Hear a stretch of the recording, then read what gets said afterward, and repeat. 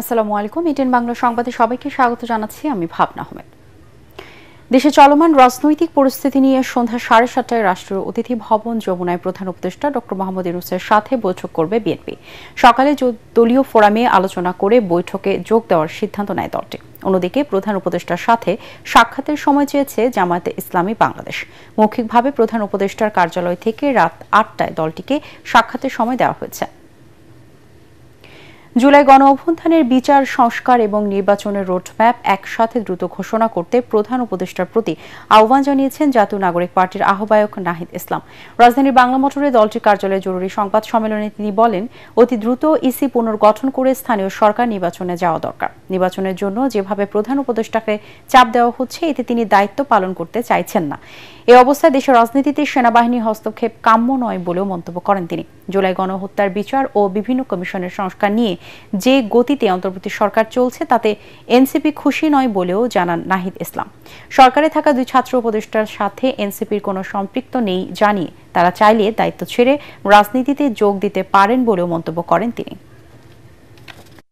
শুধু নির্বাচন আয়োজন নয়, বরং জুলাই গণহত্যা সহ বিগত আমলের অপরাধসমূহ এবং তার বিচার এবং রাষ্ট্রের মৌলিক সংস্কার মধ্য দিয়েই সরকারকে নির্বাচনের দিকে আসলে যেতে হবে। তাই আমাদের প্রত্যাশা বা আমাদের আহ্বান থাকবে যে ডক্টর মোহাম্মদ ইউনূস তিনি দায়িত্বে থেকেই রাজনৈতিকভাবে সকল পক্ষের সাথে আলোচনা করে একটা সমাধানের দিকে যাবেন। আমরা মনে করি যে জুলাই ঘোষণাপত্রের যেই নির্ধারিত সময় দেওয়া হয়েছিল, সময় কিন্তু আগাচ্ছে, ফলে নির্ধারিত সময়ের মধ্যেই জুলাই ঘোষণাপত্র প্রদানের ব্যবস্থা করা উচিত এবং বিচার, সংস্কার এবং নির্বাচন এই তিনটিরই রোডম্যাপ একসাথে প্রকাশ করা উচিত।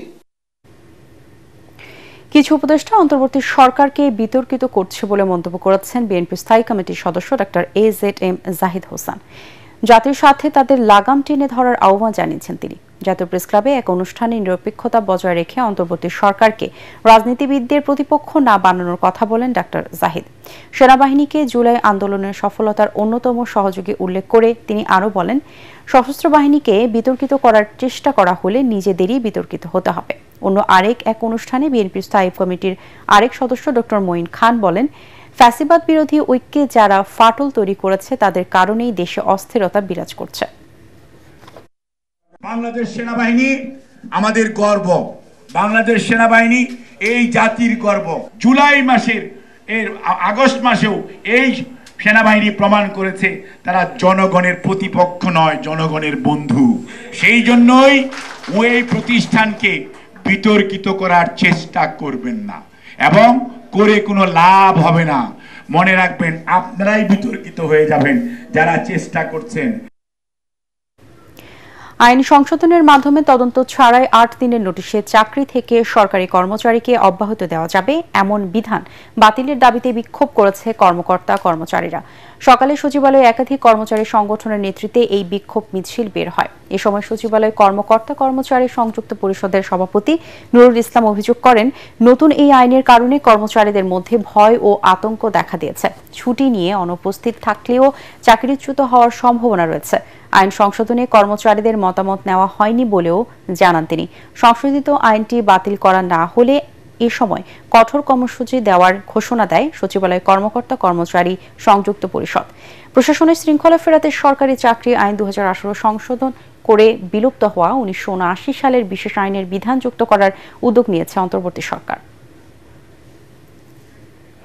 11,851 কোটি টাকার 9টি প্রকল্প অনুমোদন দিয়েছে জাতীয় অর্থনৈতিক পরিষদের নির্বাহী কমিটি একনেক। রাজধানীর আগারগাঁওয়ের পরিকল্পনা কমিশনে প্রধান উপদেষ্টা ডক্টর মোহাম্মদ ইউনূসের সভাপতিত্বে একনেক সভায় যোগ দেন উপদেষ্টা পরিষদের সদস্যসহ সংশ্লিষ্টরা। 2024-25 অর্থ বছরের 11তম একনেক সভায় 10টি মন্ত্রণালয়ের নতুন ও সংশোধিত প্রকল্পের তালিকা উপস্থাপন করা হয়। সভা শেষে প্রধান উপদেষ্টা সমসাময়িক বিষয়ে উপদেষ্টা পরিষদের সদস্যদের নিয়ে বৈঠক করেন প্রধান উপদেষ্টা।